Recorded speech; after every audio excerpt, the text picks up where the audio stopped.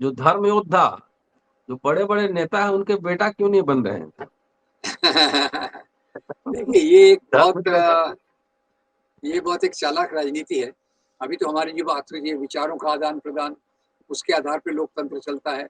अब इसमें युद्ध की बात जब ये करते हैं, तो मेरे ख्याल से अपने आप में एक गैर कानूनी बात है। धर्म योद्धा की बात करना और फिर उनको ट्रेनिंग देंगे युद्ध के लिए, जैसे बजरंग दल में ट्रेनिंग दी जाती है। पहले लाठी की देते थे, अभी तो बंदूक की भी देते हैं। आरएसएस में लाठी की देते हैं, बजरंग दल में बंदूक तक आ गए। हेमंत विश्व शर्मा ने कहा कि ये बजरंग दल का आरएसएस से कोई लेना देना नहीं है। ये कहने की बात है, क्योंकि हम सब जानते हैं इन सब संगठनों का उदय इसकी विचारधारा में भी आरएसएस में है, इसके संगठन में भी आरएसएस शुरुआत करता है। वीएचपी ने एक घोषणा की है कि वो एक यात्रा निकालेगी जो देश भर में जाएगी और गांव-गांव में धर्म योद्धाओं को तैयार करेगी।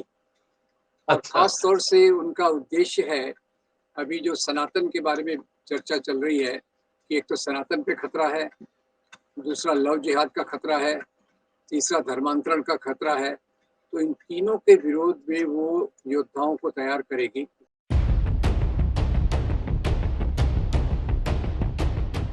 वीपी सिंह की सरकार थी, मंडल कमीशन वीपी सिंह ने लागू किया था। उनकी सरकार लेफ्ट और राइट दोनों के सहयोग से चल रही थी। मंडल कमीशन लागू होने का सीधा तो विरोध नहीं कर सकते थे बीजेपी वाले लोग, लेकिन मंडल की जगह उन्होंने उन्होंने कमंडल यात्रा निकाली। याद होगा आपको, राम जन्मभूमि मामला। उन्होंने रथ यात्रा सोमनाथ से लाल कृष्ण आडवाणी ने निकाली थी और सारथी उस समय नरेंद्र मोदी थे। नरेंद्र मोदी उनके साथ घूम रहे थे। बिहार में लालू प्रसाद यादव मुख्यमंत्री थे और उन्होंने उनका रथ वहां रोक दिया था, उनको अरेस्ट कर लिया था। दोस्तों, रतन लाल बोल रहा हूं और आप देख रहे हैं अम्बेडकर नामा। ये संदर्भ मैंने क्यों दिया? 2024 में चुनाव है और सोशल जस्टिस, आक्रामक सोशल जस्टिस भी बहुत तेजी से उभर कर आ रहा है। जाति जनगणना की मांग हो रही है, सरकार पीछे हट रही है, विपक्ष एकजुट है इस मसले को लेकर। ऐसी स्थिति में अब रथ यात्रा नहीं, वीएचपी, विश्व हिंदू परिषद, एक अभी धर्म यात्रा निकाल रही चुनाव के पहले। तो ये समझ लीजिए कि जब इस तरह की यात्रा लगे और आरएसएस टीम जब आरक्षण की बात करने लगे, तो आप समझ जाइएगा कि चुनाव आने वाला है और आपको लुभाने के तिकड़म सब चले जाएंगे। क्या है पूरा मसला और क्या है इस यात्रा का उद्देश्य, इस एपिसोड में प्रोफेसर राम पुनियानी साहब के साथ चर्चा करने वाला हूँ। लगातार अम्बेडकर नामा पर आप सुन रहे हैं और लगातार ये लिख रहे हैं, बोल रहे हैं और उन्हीं से जानते हैं। स्वागत है सर। जी नमस्कार धन्यवाद। सर। सर जी। देखिए, अभी वीएचपी ने एक घोषणा की है कि वो एक यात्रा निकालेगी जो देश भर में जाएगी और गांव-गांव में धर्म योद्धाओं को तैयार करेगी। और अच्छा। खास तौर से उनका उद्देश्य है, अभी जो सनातन के बारे में चर्चा चल रही है कि एक तो सनातन पे खतरा है, दूसरा लव जिहाद का खतरा है, तीसरा धर्मांतरण का खतरा है। तो इन तीनों के विरोध में वो योद्धाओं को तैयार करेगी जो उनके मतानुसार उनके धर्म के लिए खड़े होंगे। तो मुख्य रूप से देखा जाए तो वास्तव में इसका धर्म से कोई लेना देना नहीं है। ये फिर जी। से उस बात को दोहराना चाहते हैं जो लाल कृष्ण आडवाणी ने 1990 में मंडल के जवाब में जो यात्रा निकाली थी और जिसका मुख्य उद्देश्य था एक चुनावी ध्रुवीकरण करना, समाज में एक नफरत की बातों को फैलाना, उसी को ये दोहराने की कोशिश कर रहे हैं। और उसके चलते वीएचपी को वैसे तो कहते हैं कि ये इंडिपेंडेंट बॉडी है। खैर उनके हिसाब से जो आरएसएस के परिवार वाले संगठन हैं या उनके गिरोह वाले संगठन हैं, सब निकलते तो जी। उसी स्रोत से हैं, आरएसएस का ही भाग हैं। पर जब उनको मौका मिलता है तो दिखाने की कोशिश करते हैं कि हम इंडिपेंडेंट हैं। जैसे अभी हेमंत विश्व शर्मा ने कहा कि ये बजरंग दल का आरएसएस से कोई लेना देना नहीं है। ये कहने की बात है, क्योंकि हम सब जानते हैं इन सब संगठनों का उदय इसकी विचारधारा में भी आरएसएस में है, इसके संगठन में भी आरएसएस शुरुआत करता है। पर हाँ, प्रशासनिक रूप से, सांगठनिक रूप से ये उनका नियंत्रण नहीं करता। पर जहाँ तक इनकी राजनीति है, वही राजनीति है जो आरएसएस की है। उनकी नीतियां भी वही रहती है जो आरएसएस की चलती है। तो अभी वीएचपी इस मौके पर एक तो जैसे स्टालिन ने ये शब्द इस्तेमाल किया सनातन के खिलाफ, और सनातन से निश्चित रूप से उनका मतलब था समाज में जो ऊंच नीच है, जो जाति व्यवस्था छुपी हुई है, जो वर्ण व्यवस्था गहरी हो रही है, उसके खिलाफ एक युद्ध छेड़ने की बात उन्होंने की थी, और जो मेरे ख्याल से पूरी तौर से सही है। अब ये उसके जवाब में अमित मालवीय कहते हैं कि ये तो कह रहे हैं कि 80% हिंदुओं का कत्लेआम किया जाए, जिनोसाइड किया जाए। अब ये जानबूझ के इस प्रकार की बातों को कहते हैं जिससे वो हिंदुओं के बीच में असुरक्षितता पैदा हो और वो ध्रुवीकृत होकर इनके साथ खड़े रहें। इसमें कोई सच्चाई तो है नहीं, और इसी का फायदा लेते हुए प्रधानमंत्री भी बहुत प्रकार की बयानबाजी कर रहे हैं, और वीएचपी ने भी इसी प्रकार का एक घोषणा कर दी कि हम पूरे देश में इस प्रकार से करेंगे और हर घर जाके 5 दीपक मांगेंगे। अब भाई अब दिवाली का समय है, कईयों के घर दीपक होंगे, कईयों के घर नहीं होंगे, तो उनसे वो दीपक मांग के, ये भी उनकी एक स्ट्रेटेजी है कि जैसे राम मंदिर के समय उन्होंने रामशिला ईंटें ईट हर एक ईट गांव से जमा ईट। की थी लोगों को जोड़ने के लिए, तब लोगों को जोड़ने के लिए वो दीपक जमा करने की बात कर रहे हैं।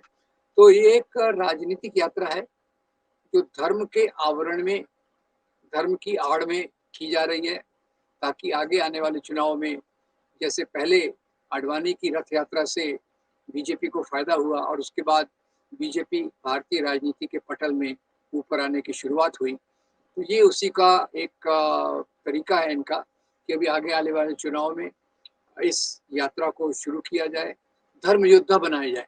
अब धर्म योद्धा कैसे बनेंगे आप बताइए मुझे? धर्म योद्धा मोनू मानेसर ऐसे बनेंगे जो गाय के नाम पर हत्या करेंगे, या ऐसे बनेंगे जिनके कारण करीब 300 के करीब लिंचिंग हो गई है, या ऐसे बनेंगे जो लव जिहाद के नाम पे लड़कों को, मुसलमान लड़कों को पीटते हैं और घर घर जाके प्रचार करते हैं कि अपनी लड़कियों पर नियंत्रण रखो, हिंदू परिवारों में ऐसा जाके कहते हैं। तो धर्म योद्धा क्या होता है? क्योंकि लोकतंत्र में अपराध की सजा देने वाले तो पुलिस होती है, सरकार होती है, यंत्रणा होती है, उसमें धर्म योद्धा जाके न्याय करें, तो ये मेरे ख्याल से पूरी तौर से गैर कानूनी प्रक्रिया है। वैसे भी ये लोग संविधान को ज्यादा महत्व नहीं देते, सरकार के अंदर से घुसपैठ है और बाहर से इस प्रकार का हस्तक्षेप करने की कोशिश है जिससे हमारी न्याय व्यवस्था चरमराए और समाज में एक प्रकार का ऐसा विभाजन हो जिससे आरएसएस बीजेपी की राजनीति मजबूत हो और आगे आने वाले चुनाव में उसका वो फायदा ले सके। जी सर, ये धर्म योद्धा तैयार कर रहे हैं, तो धर्म युद्ध कहाँ पे होगा, सेंटर कहाँ पे होगा? अब देखिए, धर्म युद्ध का आपको बताऊं, एक मैंने मजेदार कंपैरिजन किया था कि हिंदू राजा जब आक्रमण करने जाते थे तो उसको धर्म युद्ध कहते थे, जी मुसलमान राजा जिहाद कहते थे, क्रिश्चियन राजा क्रूसेड कहते थे। तो ये तो एक राजाशाही के जमाने की बात है। अब जी लोकशाही में ये नया आविष्कार कर रहे हैं। वैसे भी ये सामंती मूल्यों को, ऊंची नीच के मूल्यों को प्रस्थापित करने का इनका जो प्रयोजन है, और उसके लिए युद्ध किसके खिलाफ करेंगे, और क्या युद्ध लोकतंत्र में इस प्रकार के लोगों ने युद्ध करना चाहिए, वो भी एक सोचने की बात है। अभी तो हमारी जो बात हुई है विचारों का आदान प्रदान, उसके आधार पर लोकतंत्र चलता है। अब इसमें युद्ध की बात जब ये करते हैं तो मेरे ख्याल से अपने आप में एक गैर कानूनी बात है धर्म योद्धा की बात करना। और फिर उनको ट्रेनिंग देंगे युद्ध के लिए, जैसे बजरंग दल में ट्रेनिंग दी जाती है, पहले लाठी की देते थे, अभी तो बंदूक की भी देते हैं। आरएसएस में लाठी की देते हैं, बजरंग दल में बंदूक तक आ गए। वीएचपी किसका सहारा लेगी? और खैर वैसे तो ये मिले, एक ही थैली के मिले जुले चट्टे बट्टे हैं, तो ये उस प्रकार की ट्रेनिंग भी देंगे जो मेरे ख्याल से हमारे लोकतंत्र के लिए एक बहुत खतरनाक मुद्दा रहेगा। जी, ये कह रहे हैं सर कि जो धर्म योद्धा, जो बड़े बड़े नेता हैं, उनके बेटा क्यों नहीं बन रहे हैं? देखिए, ये एक धर्म योद्धा। ये बहुत एक चालाक राजनीति है। इसमें जो विचारधारा बनाते हैं, खासतौर से आरएसएस वाले, वो जी ज्यादातर सवर्ण होते हैं, ज्यादातर उच्च वर्ण के होते हैं। उनके बेटे या तो इंजीनियर, डॉक्टर होते हैं, या प्रेफरेबली आजकल तो विदेश चले जाते हैं।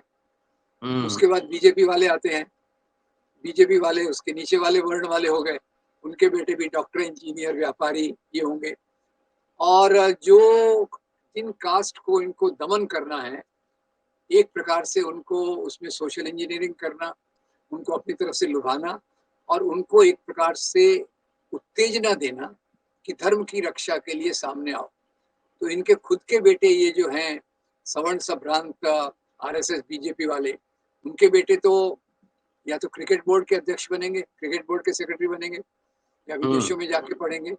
और फिर कांवड़ चलाने के लिए दलित, ओबीसी, गरीबों में से उन लोगों को प्रोत्साहित करेंगे, अरे ये हमारे धर्म का मामला है, तुम आओ और अपने धर्म का काम करो। तो ये एक सोशल इंजीनियरिंग, क्या क्या इसको कहा जा सकता है, रिलीजियस इंजीनियरिंग, कि जिसमें आप अपने इंटरेस्ट को सुरक्षित रखो और अपने जैसे फुट सोल्जर होते हैं, जर्मनी में भी फुट सोल्जर थे जो जी। वास्तविक फायदा लेने वाले थे, वो अपने घरों में इंडस्ट्रीज में बैठे थे और जिनके थ्रू उन्होंने अपनी हिंसा करवाई वो फुट सोल्जर थे। तो ये बजरंग दल वाले और इस प्रकार के संगठन जो धर्म योद्धा तैयार करेंगे वो वास्तव में इनके पैदल सिपाही हैं जो सड़कों पे लड़ेंगे और खास तौर से ये राजनीति की जो प्रेरणा देते हैं वो इसका नियंत्रण करते हैं। उनके बेटियों के लिए तो क्रिकेट बोर्ड की में भी जगह है, प्रोफेशनल कॉलेजेस में भी जगह है और विदेशों में तो जगह है ही है। जी सर, विशेष सत्र स्पेशल सेशन पार्लियामेंट का शुरू होने वाला है जी। और नए संसद भवन में होगा जहां की सिंगोल स्थापित हो गया है। तो क्या नए संसद भवन में जो होगा कार्रवाई, और ड्रेस कोड भी लागू हो गया है स्टाफ के लिए वहां जी पर, जी जी जी। तो क्या क्या संभावना है वहां पे चर्चा होने की? धर्म योद्धाओं की भी चर्चा होगी, सिंगोल की चर्चा होगी। जी देखिए सिंगोल पे तो शायद हम बातचीत कर चुके हैं और सिंगोल ये एक राजाशाही का प्रतीक है कि जी जहाँ राजा और धर्मगुरु सत्ता के मुख्य नियामक केंद्र होते थे और सिंगोल के माध्यम से सत्ता का हस्तांतरण एक राजा से दूसरे राजा के पास होता था, पुरोहित के माध्यम से। देखिए वो समाज में जो राजाशाही और पुरोहित वर्ग का जो गठबंधन था उसमें राजा से राजा तक सत्ता का हस्तांतरण पुरोहित के जी माध्यम से होता है जो सिंगोल के आधार पर इसको करता है। तो ये पूरी कल्पना ही कि हमारी पार्लियामेंट में सिंगोल प्रस्थापित किया जाएगा, ये गैर लोकतांत्रिक है और ये प्रक्रिया मेरे ख्याल से हमारे लोकतंत्र को पीछे धकेलने वाली प्रक्रिया है और जो राजनीति का समर्थन आरएसएस भाजपा करते हैं उसका एक प्रतीक है कि वो लोकतांत्रिक व्यवस्था में लोगों के इच्छाओं के बजाय सिंगोल और ऐसी चीजों के आधार पे राजनीति को ले जाना चाहते हैं, जो मेरे ख्याल से एक अपने आप में हमें समझना चाहिए किस तरफ ये राजनीति को ले जा रहे हैं। और वैसे भी इंडिया एक और बस एक पॉइंट और वैसे भी जी जी आजकल पार्लियामेंट में डिस्कशन तो होने नहीं देते कि हाँ जब भी कोई मुद्दा उठाया जाता है तो उसको ये इनके जो सभापति महोदय हैं वो स्थगन कर देते हैं, पार्लियामेंट को सस्पेंड कर देते हैं। तो इसमें कितनी चर्चा होगी क्योंकि इनकी ब्रूट मेजॉरिटी है, बहुत बड़ी मेजॉरिटी है और चर्चा का इन्होंने एजेंडा भी नहीं दिया। हर समय तो एजेंडा आता था जी ताकि जी कुछ भी तैयार होके आए। आप हम्म कोई कार्यक्रम करते हैं तो आप अपने वक्ता को बोलते हैं भाई मैं इस विषय पे कार्यक्रम करूंगा, मैं भी उस पर तैयारी करूंगा, आप भी तैयारी करिए ताकि चर्चा अच्छी हो। और लोकसभा में तो ये ट्रेडिशन रही है कि एजेंडा पेपर्स भेजे जाते हैं, किस किस चीज पे चर्चा करना है वो भेजे जाते हैं ताकि विपक्ष पूरी तैयारी के साथ आए।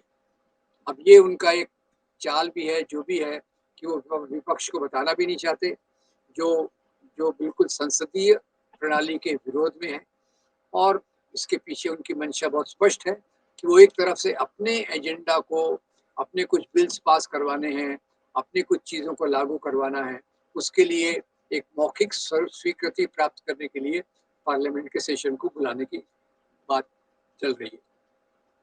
अभी भारत और इंडिया का भी डिबेट चला है, भारत और इंडिया का। उधर विपक्षी लोगों ने ना गोदी एंकर सबको बाइकआउट किया है, 14 लोगों को। जी तो आपके हिसाब से, आपके विजडम के हिसाब से, जो पार्लियामेंट जब शुरू होगा नए सत्र में, ऐसे बहुत इमरजेंट इशू होता है तब स्पेशल सेशन होता है, लेकिन क्या हो सकता है, कुछ आइडिया दे सकते हैं? विमेन मेरे ख्याल रिजर्वेशन बिल हो सकता है जी, कुछ। ये तो एक गेस वर्क है, एक आप अंदाज लगा सकते हैं जी और उस अंदाज में शायद ये जो इलेक्शन कमीशन का इन्होंने रिस्ट्रक्चरिंग किया है जिसमें चीफ जस्टिस को उसमें से कमेटी में से निकाल दिया है, ऐसा सुनने जी में आया है कि वो एक मुख्य इनका एजेंडा रहेगा ताकि इलेक्शन कमीशन को ऐसा रिकॉन्स्टिट्यूट किया जाए जिसमें सरकारी पक्ष ज़्यादा हावी हो और वो अगले आगे आने वाले चुनाव में भी इनकी मदद कर सके। वो एक मुद्दा हो सकता है और भी मुद्दे उनके दिमाग में जो हैं उस प्रकार से वो लाने की इसमें उनकी एक योजना हो। जी जी जी चलिए शुक्रिया सर, और बहुत अच्छा रहा, और जैसे सेशन शुरू होगा तो क्या क्या मुद्दे होंगे उस पर हमारी चर्चा जरूर होगी। शुक्रिया सर। दोस्तों, प्रोफेसर पुनियानी है, पूरा वीडियो सुनिएगा, शेयर और सब्सक्राइब करते रहिएगा। मिलता हूँ अगले एपिसोड में। शुक्रिया, थैंक यू सर।